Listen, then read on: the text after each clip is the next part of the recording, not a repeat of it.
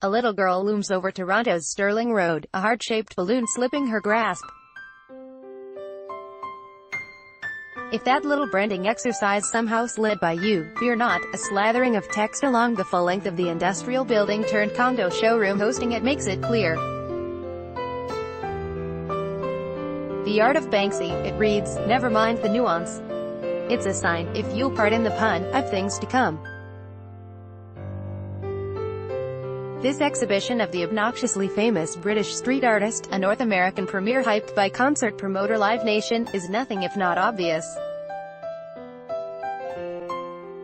Inside, a slow meander along the timeline of his early career, it mostly stops in 2006, for reasons soon to become equally obvious, puts on view a moldering selection of his greatest hits.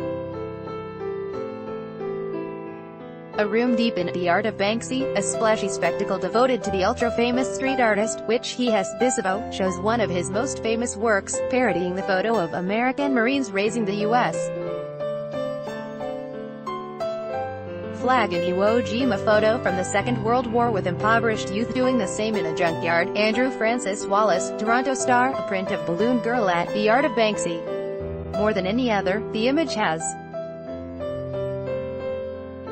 become the artist's international brand. Andrew Francis Wallace, Toronto Star, a Banksy image, of an anarchist protester set to hurl a bouquet of flowers, was among the artist's most famous images when it first appeared, guerrilla-like, on city walls.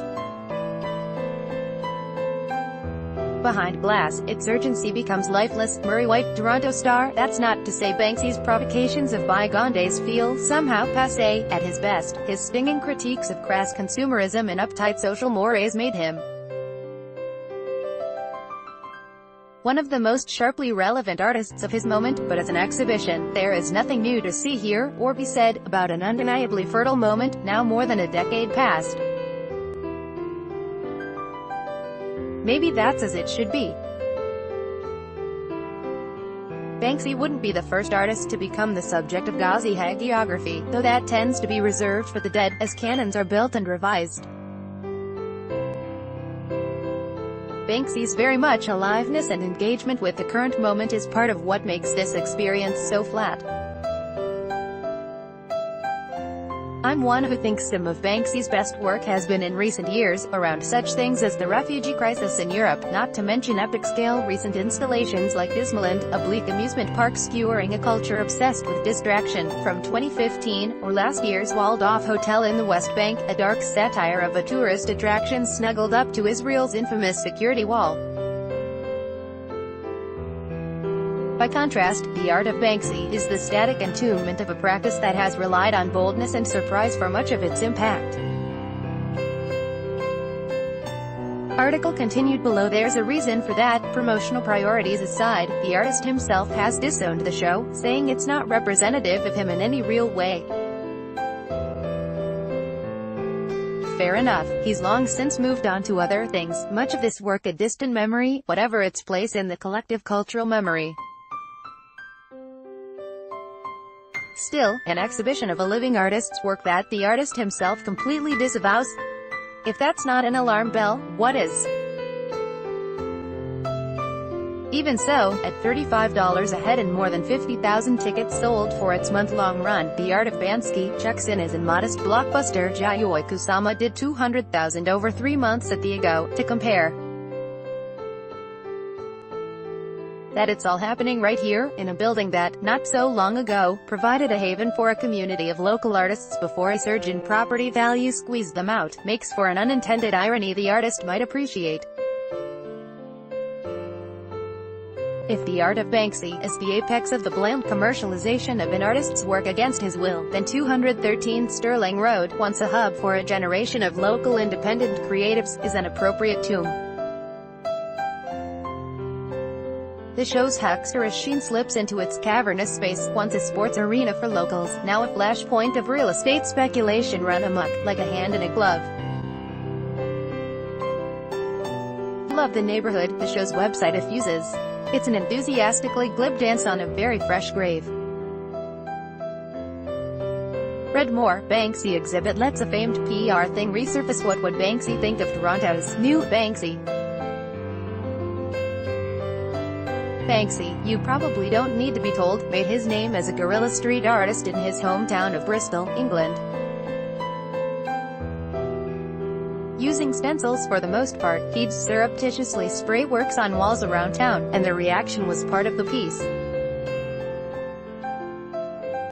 His signature image of two British bobbies locked in a lusty embrace, one of his first, set the tone. Here was a street artist not content to simply tag her craft abstractions in anodyne gestures of self-declaration.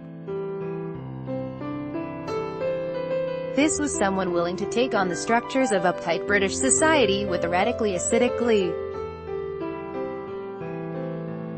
Article continued. Bella anonymity was a practical stance, not wanting to be arrested, but it swiftly became his brand.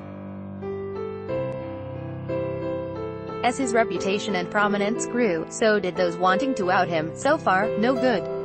It helped fuel a jet-powered rise to fame. From the street, Banksy's work migrated quickly into the homes of the very rich and famous, oblivious, it seemed, to his overt send-ups of consumerism, the art market, and fame itself. One of the many sets of prints here, from his Morons series, shows an image of an art auction selling a frame that contains the words, "I can't believe you morons buy this shish tea." Outwardly, it allowed Banksy to maintain his street cred, raking in millions while laughing at his customers' expense.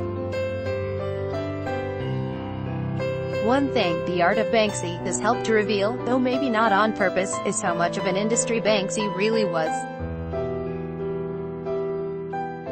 Forget the street actions and guerrilla stencils, though there are photos of those. The show is filled with prints, his rude coppers, flipping the bird, his rats, and of course, the pervasive balloon girl, most of them in editions of 600. It makes Banksy, renegade street provocateur, one of the most production-focused artists of his generation. Yeah, that's something he's hidden quite well, chuckled Steve Lazarides, the former Banksy confidant who's shepherded the show here into several other venues around the world. Lazarides is acting as curator, Live Nation is footing the bill. He was the kind of person who was always working towards a show, painting for a show. And why not? He's the top guy at what he does, why shouldn't he get paid for it? Lazarides waxes nostalgic about the print studio's early days. We wanted to make cheap art for the masses, that was the plan, he laughed. Of course, that backfired spectacularly within 2 or 3 years. He walked towards a print of the ultra-famous balloon girl, used as the show's billboard from the wall outside. When we started making them, we'd sell a signed copy for 150 quid, he says in his Bristolian burr. He and the artist met in their mutual hometown in the 90s. Now, you'd be lucky, and I mean lucky, to find one for £80,000. To be fair, mass production and spectacle was part of the Banksy MO. Fame, or more accurately, carefully calculated infamy, would be the vehicle to carry his message to the masses. Still, few artists with his reach can claim so unwavering a commitment to a guiding credo. It's telling, though, that Banksy himself has disowned this politely glib traveling carnival, and Lazarides along with it.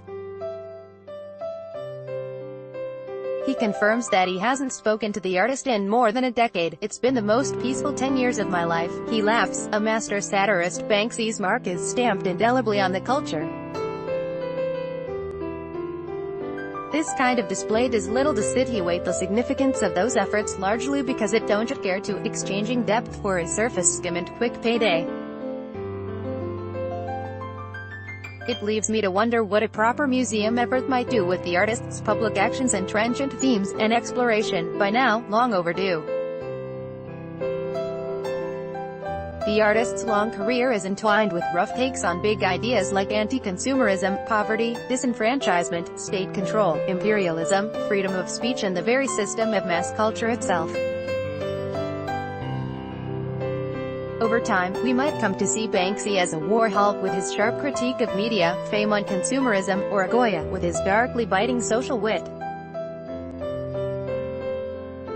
Too much? I don't think so, but only time will tell.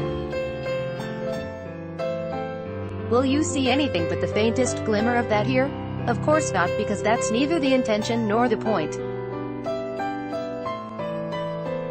In this place and moment, the art of Banksy is right at home amid our own city's blithe makeover of a neighborhood once brimming with difference and texture, now being smoothed for easy consumption. As a pair of total disconnects from their own contexts, they were made for each other. The art of Banksy continues to July 11th at 213 Sterling Road. For more information, please see BanksyExhibit.com.